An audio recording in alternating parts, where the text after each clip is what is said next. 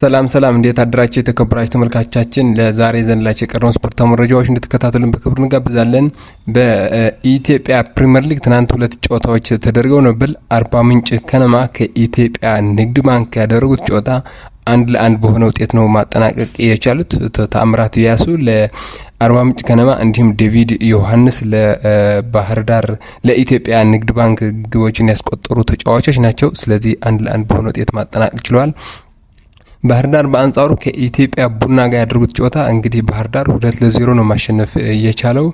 ጉጉሳት እንዲሁም ፍጹም አለሙ ናቸው ሁለቱም ግቦች ያስቆጠሩት። ስለዚህ ባህር ዳር 2-0 በሆነ ውጤት እንግዲህ በማሸነፍ ወደ ሁለተኛ ደረጃ ከፍ ማለት ችሏል። በ37 ነጥብ ከወላይታ ድቻ በግብ ክፍያ በልጦ ማለት ነው።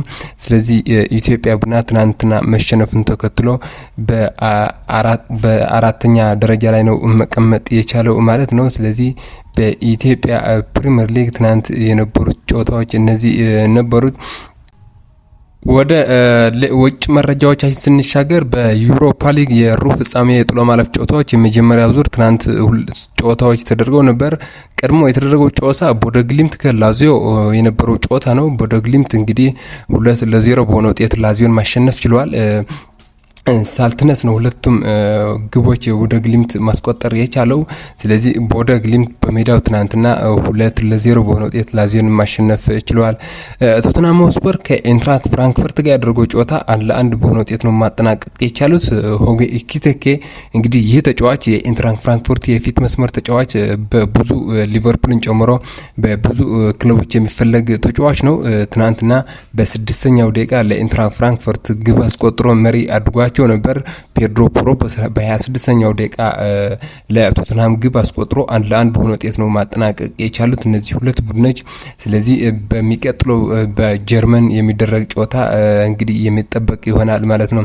ሌላኛው ኦሎምፒክ ሊዮን ከማንቸስተር ዩናይትድ ጋር ነበር ጨዋታቸው ያደረጉ። እነዚህ ሁለት ቡድኖችም 2-2 በሆነ አቻ ውጤት ማጠናቀቅ ችለዋል። እንግዲህ ማንቸስተር ዩናይትድ ወደ ፈረንሳይ ተጉዞ 2-2 በሆነ ውጤት ማጠናቀቅ ችሏል ጨዋታው ማለት ነው። በ95ኛ ደቂቃ ነው እንግዲህ ማንቸስተር ዩናይትድ ግብ የተቆጠረበት። ሪያን ቸርኪ እንግዲህ ይህ አስደናቂ ፈረንሳይ ተጫዋች በ90 ሲደመር 5ኛ አንድሬ ኦናና ስህተት ተጠቅሞ ያስቆጠረው ግብ የማንቸስተር ዩናይትድን የማሸነፍ እድል መስበር ችሏል። ቲያጎ አልማዳ ነው በ25ኛው ደቂቃ መሪ ያደረጋቸው ሊዮኖችን። ይህ አስደናቂ አርጀንቲና ተጫዋች ባለፈው አርጀንቲና ብራዚልን ባሸነፈችበት ጨዋታ እንግዲህ ድንቅ እንቅስቃሴ እንዳደረገ ይታወሳል። ሊዮኔል ሜሲ አለመኖሩን ተከትሎ በዚህ ተጫዋች ድንቅ እንቅስቃሴ አድርጓል። ይህ ወጣት አርጀንቲና ተጫዋች ትናንትናም በቅጣት ምት ለሊዮን ግብ አስቆጥሮ መሪ አድርጓቸው ነበር። ፈረንሳዊ ተከላካይ ሌኔሮ በ45ኛ ሲደመር 5 ደቂቃ ማንቸስተሮችን አቻ ያደረገ። አከታትሎ ጆሹዋ ዚርክዚ በ88ኛው ደቂቃ ማንቸስተሮችን አሸናፊ ያደረገች ግብ የተባለችበትን ያስቆጠረ። ነገር ግን በ95ኛው ደቂቃ ራያን ቸርኪ ግብ አስቆጥሮ 2-2 በሆነ ውጤት ማጠናቀቅ ችሏል። እንግዲህ በቀጣይ በኦልድ ትራፎርድ የሚደረግ ጨዋታ እጅግ የሚጠበቅ ጨዋታ ይሆናል ማለት ነው። ሌላኛው ሬንጀርስ ከአትሌቲክ ክለብ ነበር ጨዋታቸውን ያደረጉት። እነዚህም 0-0 በሆነ ውጤት ነው ማጠናቀቅ የቻሉት። እንግዲህ አትሌቲክ ክለቦች ትናንትና በሬንጀርስ ተፈትነዋል። ሬንጀርስ ይህ ስኮትላንዳዊ ቡድን የሚደርቅ ቡድን መሆን ችለዋል ማለት ነው። በ13ኛው ደቂቃ ፕሮፐር በቀይ ካርድ ከሜዳ ወጥቶበታል።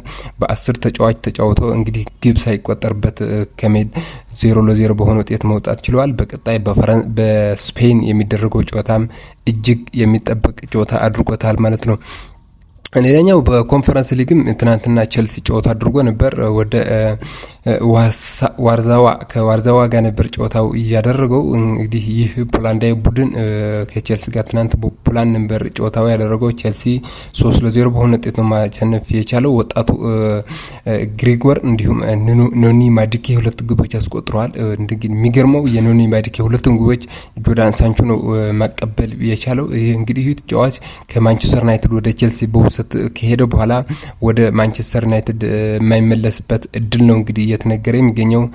በቼልሲ ግን ድንቅ እንቅስቃሴ እያደረገ ይገኛል ይህ እንግሊዛዊ ጆርዳን ሳንቾ። በ73ኛው ደቂቃ ክሪስቶፈር ንኩንኩ እንግዲህ ፍጹም ቅጣት ምትን ማምከን ችለዋል። እንግዲህ ቼልሲዎች 4-0 የሚያሸንፉበት እድል እንግዲህ ንኩንኩ ማምከን ችለዋል። ፍጹም ቅጣት ምቱን ግብ ጠባቂው ቶቢያስ ማምከን ችለዋል ማለት ነው። ስለዚህ ቼልሲ 3-0 በሆነ ውጤት ከሜዳ ውጭ ማሸነፍ ችለዋል። በቀጣይ ሐሙስ በስታንፎርድ ብሪጅ የመልስ ጨዋታውን የሚያደርግ ይሆናል ማለት ነው። ስለዚህ የዛሬው ስፖርታዊ መረጃዎቻችን እዚህ ነበሩ። መልካም ቀን።